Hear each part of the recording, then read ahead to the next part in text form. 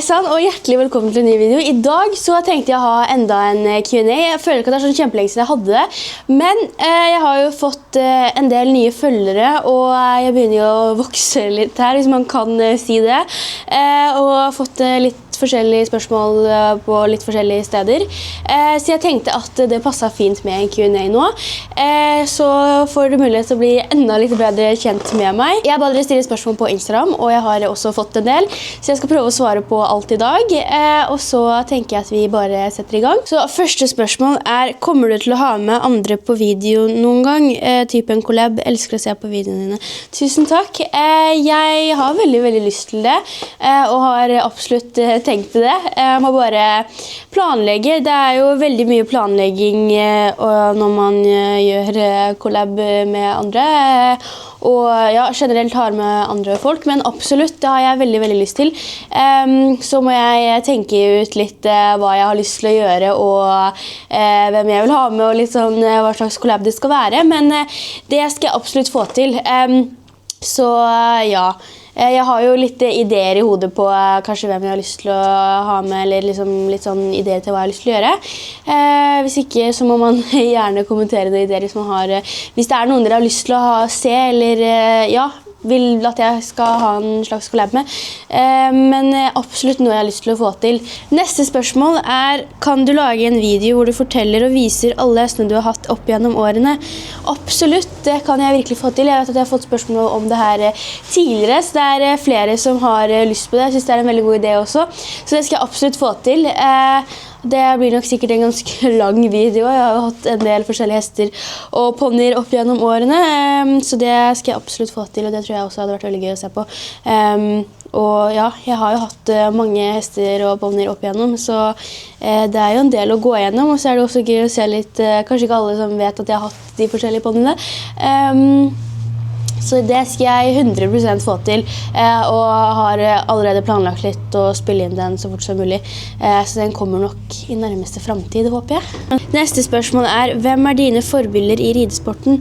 Jeg har litt forskjellig, holdt jeg på å si, men den synes jeg er litt vanskelig.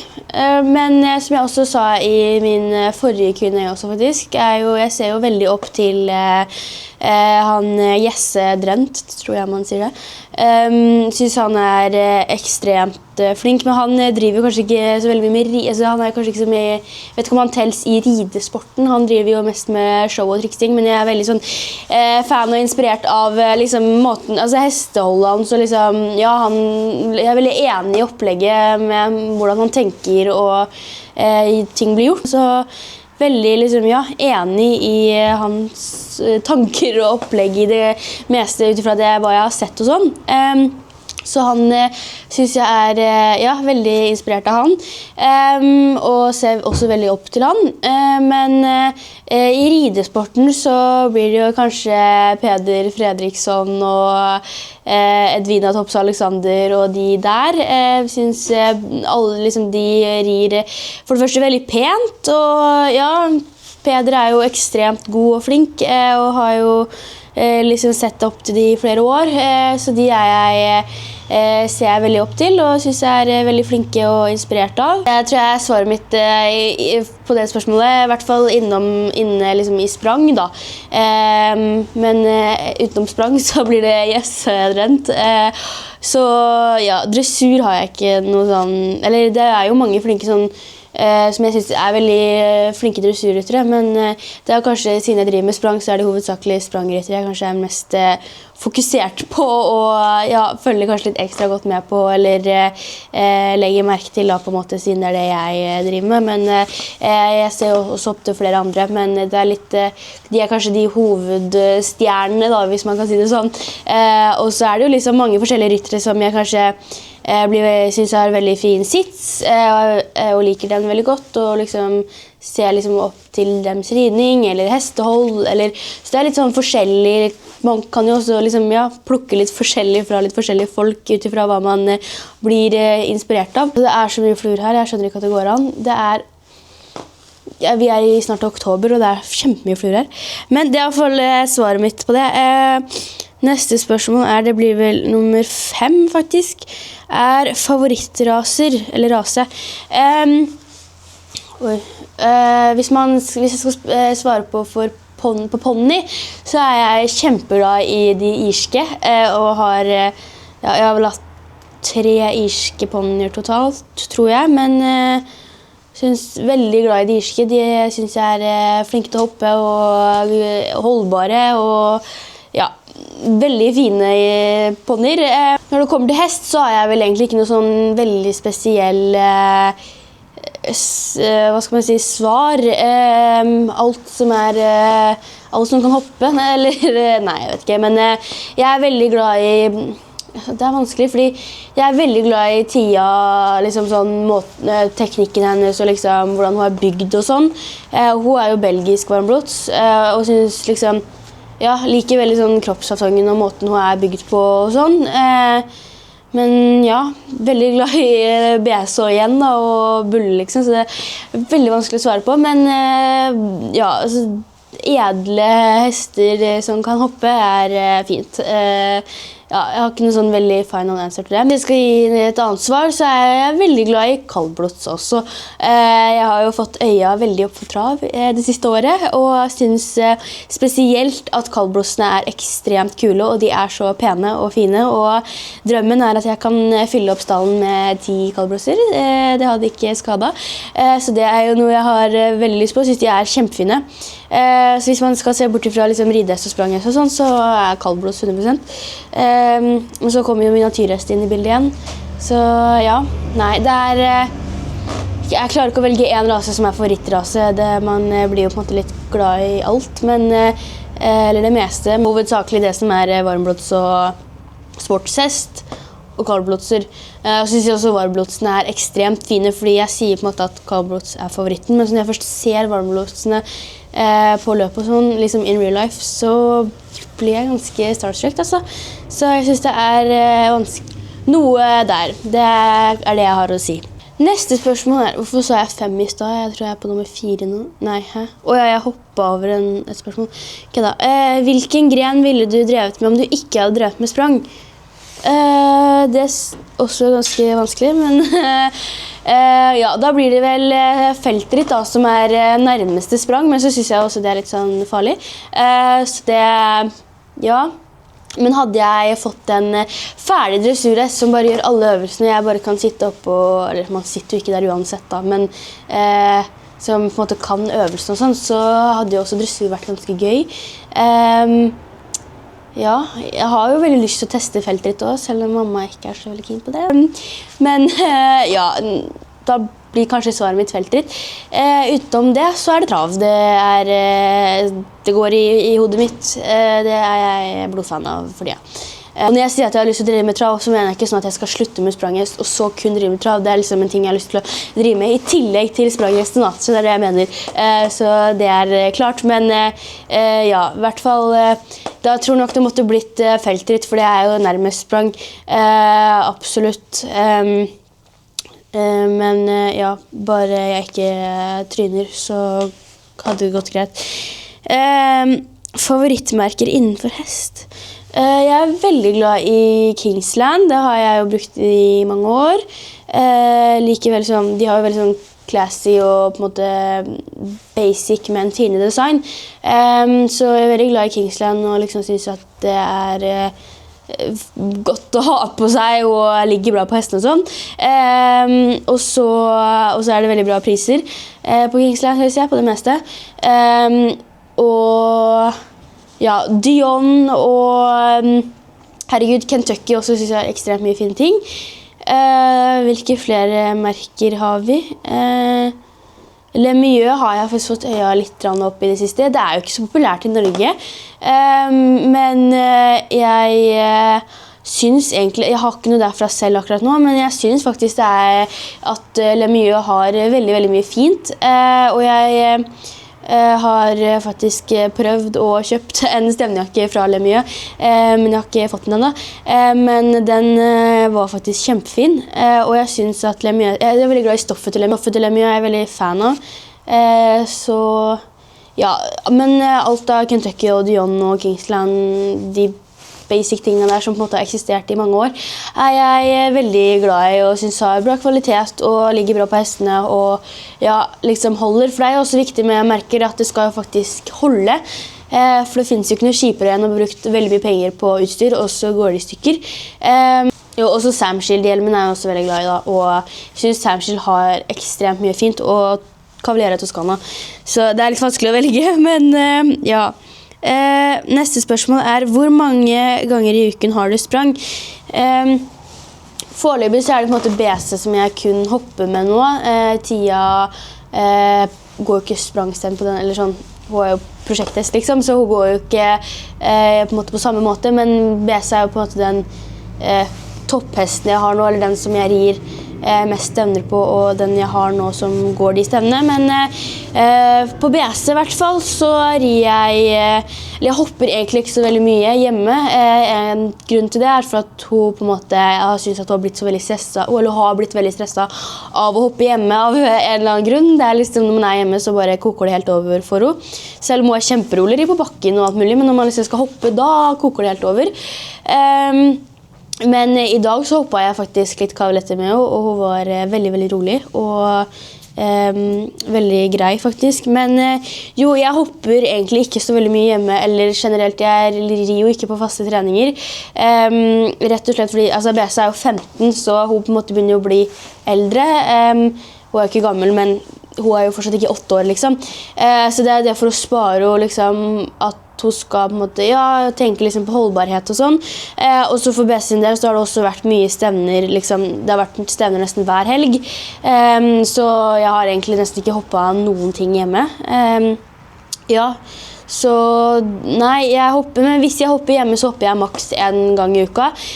Og så rir jeg mye bommer og kavaletter og sånn ellers. Og det synes jeg veldig fin trening på, ja, trene på å se steg og liksom at de skal være avslappet og hoppe liksom rundt og fint, men det liksom ikke så høyt, så det blir ikke liksom samme belastning og like belastende som skulle hoppe høyt. Så jeg hopper maks 1 gang i uka, men hvis jeg stevner så blir det jo, hvis jeg 3 dagers stevner så hopper jeg jo de 3 dagene, kanskje en trening den uka. Men på BC så har jeg følt at ja, jeg vil liksom tenke på holdbarheten hennes da, så jeg har liksom vært veldig bevisst på å ikke hoppe sånn alt for mye. Jeg hopper generelt ganske lite på oppvarminga, fordi jeg føler at hun trenger ikke hoppe så veldig mye der. Jeg hopper også, hun blir varm, men jeg hopper ikke så veldig mye der, og så går hun liksom kun de stevnene som på en måte aktuelt, da vi ikke med på ting bare for å være med på ting. Det jo liksom en langsiktig plan hele tiden, så nå så prepper vi jo til Oslo Show, så da har vi liksom lagt opp stevner og hopping og sånne ting sånn, men ja, jeg hopper i hvert fall 1 gang i uka maks på sånn trening eller liksom hjemme da, hvis man ser bort fra stevner, men hopper generelt veldig lite egentlig hjemme, og ja, som sagt rir heller ikke på noen faste treninger. Så ja, så jeg veldig glad i å ri bommer og sånn, og det rir jeg ganske ofte. Jeg har ofte mye bommer liggende ute på ridebanen og sånn, og det synes jeg veldig greit på en måte å ha, fordi det jo på en måte fint å få trent og se steg og sånn, og liksom bare få liksom litt feeling på en måte, for hesten sin del også. Men neste spørsmål i hvert fall, har du faste treningsplaner, eller tar du det dag for dag? Jeg tar det på en måte litt dag for dag, men jeg har jo satt opp en plan, sånn hvert år så setter vi opp en stevneplan for året, og så tar jeg på en måte litt sånn måned for måned, eller sånn, jeg tar liksom den måneden da, så legger vi jo kanskje inn når det best å hoppe, eller om jeg trenger å skal på en trening, eller skal hoppe litt før det, om jeg vil det eller trenger det, og så spørs det jo liksom hvor mye stevner den helga, men og så ser jeg på en måte litt sånn på uka eller liksom ukene fremover, men jeg tar det på en måte dag for dag, men jeg har jo lagt opp en plan for uka og de neste ukene, men selvfølgelig har jeg lagt opp at jeg skal ri på tur den dagen, og så regner det, pissregner det hele dagen, og det kjempedårlig vær, så da jeg ikke så streng på det, da har jeg hestene faktisk fri den dagen, så kan jeg heller ri på tur neste dag. hvis det passer selvfølgelig i forhold til stevne og sånn, men jeg ikke sånn kjempehard når det kommer til å ri i kjempedårlig vær og sånn. Selvfølgelig det stevne neste dag, og de må bli ridd og alt det der, så blir det jo selvfølgelig ridd, og jeg klarer å ri regnet, det ikke det, jeg tåler vann, men jeg gidder ikke å pushe meg selv til å ri når det pissregner hvis det ikke noe hensikt med det, hvis det ikke stevne helga, så gidder jeg liksom ikke å fordi hestene synes ikke det noe gøy eller noen ting, men ja, jeg har i hvert fall en plan for året, og så ser jeg på en måte også litt nærmere på måneden, og så ser jeg nærmere på ukene og uka og dagene, så ja, jeg har tar det jo på en måte dag for dag, og det jo et veldig, hesten min har et veldig sånn fleksibelt treningsopplegg, og ja, så det vil jeg si svaret mitt på det. Neste spørsmål hva målet ditt for neste sesong? Målet mitt for neste sesong altså for i år så har jeg jo på en måte, med BC foreløpig nå, så vi jo fortsatt veldig sånn i bekjentfase, og jobber veldig mye med å finne liksom hva som passer best. Sånn som i dag så har BC byttet boks. Jeg har prøvd å ri på en annen bytteløsning på en måte. Og så har jeg ridd med en annen sal. Så i dag har vi endret på ekstremt mye. Hun har også begynt å få litt annen fôrrutine når det kommer til nå har hun begynt å få mye mer B-fiber og alt sånne greier der. Men ja, så poenget at egentlig ja, så vi liksom fortsatt i sånn veldig sånn bli kjent fase og finner liksom ut litt sånn hva som funker for henne. Så i år så vil jeg liksom på en måte se hvordan det går i år, spørs jo litt på en måte hva jeg har lyst til å gjøre neste år, men neste år så har jeg absolutt lyst til å ja, få stabile og gode runder og ha det gøy, og ja, se litt hva året blir til. Så håper jeg jo selvfølgelig, det hadde vært gøy å jeg vet ikke, debutere 1.30, men foreløpig så har vi akkurat ridd 1.20, og resultatet var vel litt sånn halvveis, men jeg hadde en ganske god følelse, men jo, så vi får egentlig se litt, men ja, med BC så det å få stabile og gode runder, og på en måte bli litt mer stabil i litt høyere klasser, være med på gøye stevner og sånne ting, og bare kose seg og ha det veldig gøy. Og med tida så har jeg jo et mål og et håp om at vi kan sette følge på henne. Eller vi har veldig lyst til å inseminere henne neste år, eller neste sesong, eller hva man skal si, men det noe vi har veldig lyst til å gjøre. Det kan jeg ta litt mer om i en annen video jeg har tenkt, men det litt sånn planlegging og sånn, så vi fortsatt, det noe vi på en måte har tenkt på sånn kun den siste uka. Men ja, det kan jeg også ta i en annen video. Men, og med Bulle så det å få ridde han inn. Jeg har ikke lyst til å ri han inn selv, og jeg kommer ikke til å ri han inn selv, mest sannsynlig. Jeg ikke sånn veldig keen på å gjøre det. Men ja, få ridde inn Bulle. Og han blir jo 3 neste år, så det ikke for at han skal bli ridd, men det det at vi tenker at liksom, han skal bli ridd inn kanskje litt mer mot slutten, ikke året han har fylt 3, eller liksom sekundet han har fylt 3, men litt ut mot slutten av sommeren, kanskje høsten, så har vi veldig lyst til å på en måte, begynne å ri han inn, og i hvert fall neste år med Bulle så har jeg lyst til å komme i gang med litt mer trening med han, fordi foreløpig så har jeg ikke gjort så veldig mye med han, og det en av grunnene fordi at vi har jo ikke ridebanegjerde, og han jo mer vill enn tam, så det har vært litt vanskelig å på en måte, har ikke vært helt på en måte treningsmuligheter her akkurat nå, men vi holder på å planlegge ridebanegjerde, og det noe vi har tenkt til å få opp. Foreløpig så blir det ridebanegjerde med strømtråd og ikke plankegjerde, men det gjør jo absolutt jobben, så det bare det at vi skal liksom få gjøre den, men ja, så temme Bulle litt mer og få ridde han inn etter hvert, og så skal han ikke begynne å ris når han 3, men det det at han har blitt ridd inn, og så kan han det, og så blir han ridd litt her og der på en måte, og for å vedlikeholde det jo bare for hodet hans på en måte, og ikke kroppen. Så ja, det målet for neste år. Hvor gammel var du da du begynte å ri? Jeg har vært så heldig og vært vokst opp med hest, så jeg har drevet med hest så lenge jeg kan huske, og hele livet rett og slett, og var vel godt plantet på hesteryggen når jeg var 3 måneder, tror jeg.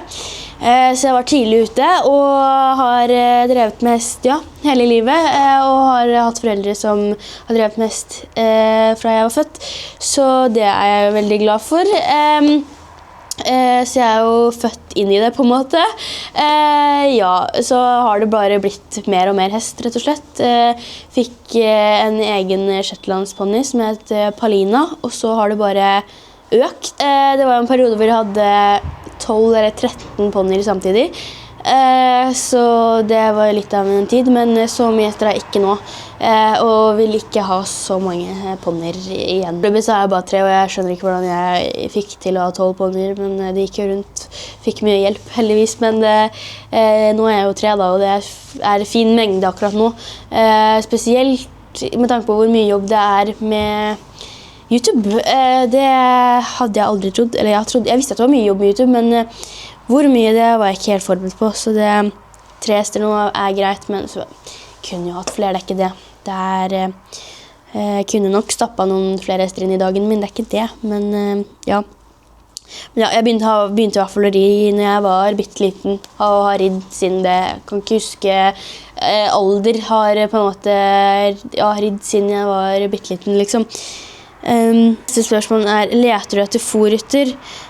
Nei, jeg har aldri hatt fôrrytter, og jeg kommer ikke til å ha fôrrytter på hestene mine. Så hestene mine blir kun ridd av meg og håndtert av erfarne og mitt lille team rundt meg, og har hverken behov for fôrrytter, fordi spesielt med BC som går stevner, altså det er liksom konkurransehester da, som går stevner og ja, de kan på en måte ikke de må ha et fast opplegg, og de har faste treningsrutiner og planer for året og liksom generelt hele tiden, og nei, så jeg leter ikke etter fôrrytter og kommer ikke til å ha fôrrytter på hestene mine, og har aldri hatt det heller, men det er gøy at dere er interessert, i hvert fall, det er hyggelig. Så neste spørsmål er, når er neste stevne med BC?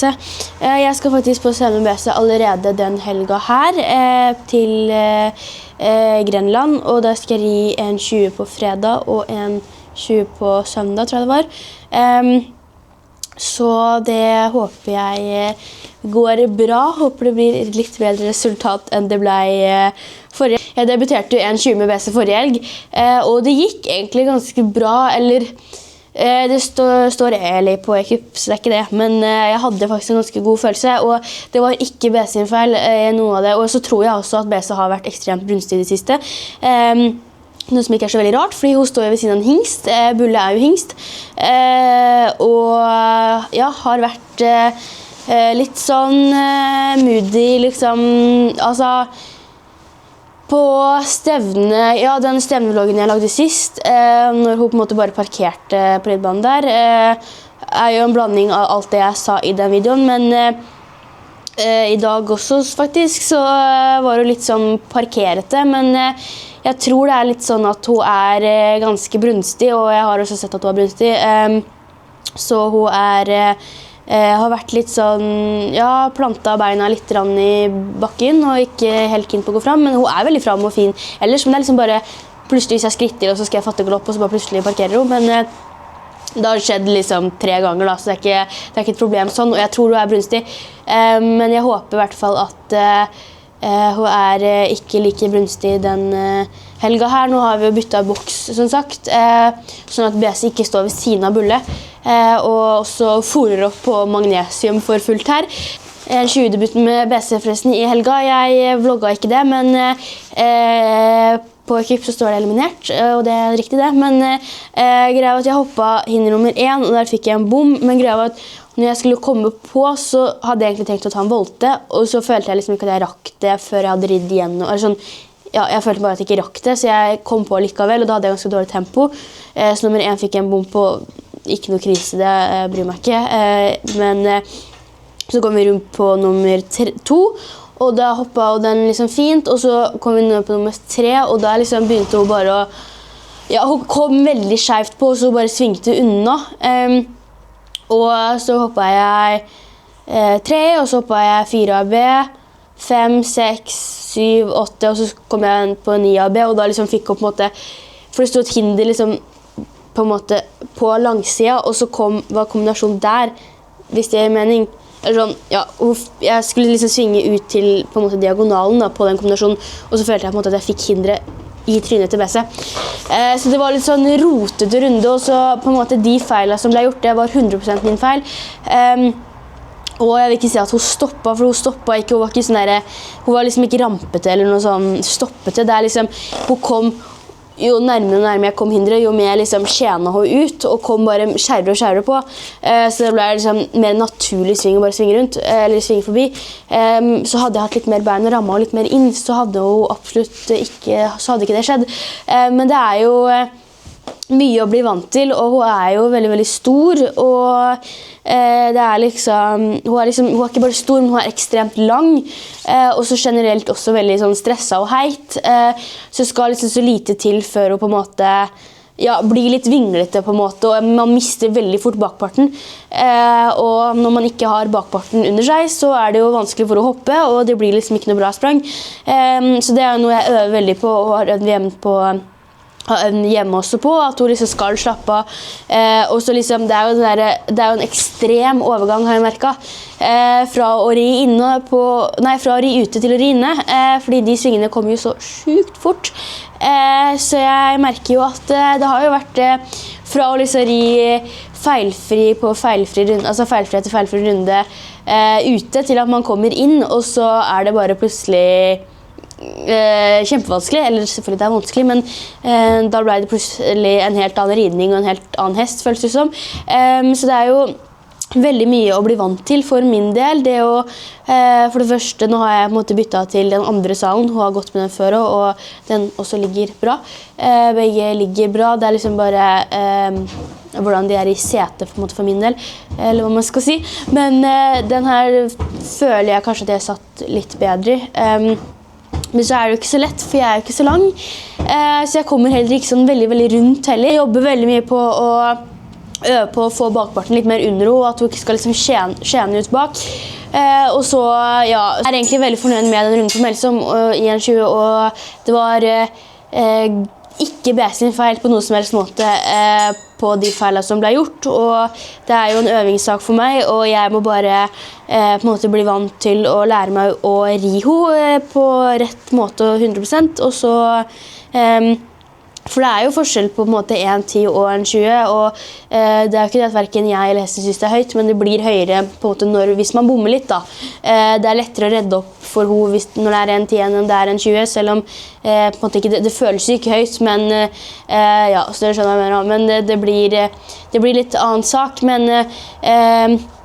heldigvis, jeg synes i hvert fall ikke det føltes høyt ut på henne, for det er jo liksom, det også er viktig at det skal jo føles enkelt ut, og det føles jo enkelt ut med henne, det er jo bare det liksom, ja, få liksom riktig flyt og tempo, og se riktig, liksom, få rammet henne litt og liksom alt det der, men det tenker jeg kommer seg, og i morgen så skal jeg altså faktisk hoppe litt, i ridhus, så det tror jeg også blir fint å få øve litt ekstra på det. Så nei, det er mye som på en måte skal på plass, men jeg tenker at vi må bare ri flere og flere runder og bli bedre og bedre kjent, rett og slett. Og jeg må bli vant til å ri en sånn type hest. Hun er jo på ingen måte enkel, i tillegg til at hun er jo en hoppe på en måte, og hun er sensitiv, skal ikke så mye til, og hun blir jo ridd på en helt annen måte enn jeg er vant til å ha noen gang ridd på en måte på. Nei, så vi må bare fortsette å på en måte få rutine og erfaring fra rundene, og ja, få hoppa litt mer, bli bedre kjent. Så jeg tenker at ja, vi krysser fingrene for at det blir suksess den helgen her på Grenland i hvert fall. Det er i hvert fall neste stevne, og så vet jeg ikke hva som kommer etter det. Det er jo liksom ikke så veldig lenge til Oslo-show. Så det går jo fort, så vi prepper rett og slett bare til Oslo-show som bare det. Så ja. Men jeg tenker at det er alt for i dag, og så det holder på å bli mørkt allerede. Klokka er liksom 7, men sola holder på å gå ned. Jeg må få inn noen hester fra beite. Og så, ja, jeg tenker at det alle spørsmålene jeg kommer til å ta i dag. Så blir det sikkert flere. Da fikk dere i hvert fall svar på en del ting. Før jeg avslutter så vil jeg bare si at videoen sponset av Chainlayer, de som investerer og bygger i morgendagens digitale økonomi. Så vil jeg bare si en tusen takk til de, som også min nye hovedsponsor faktisk. Så det jeg veldig takknemlig for. Det har jeg også lenket til i beskrivelsen, og så må dere ikke glemme å legge inn en like og eventuelt en kommentar. Og hvis dere ikke allerede har gjort det, så må dere også abonnere. Og så snakkes vi i neste video. Tusen takk for at du har sett på. Ha det!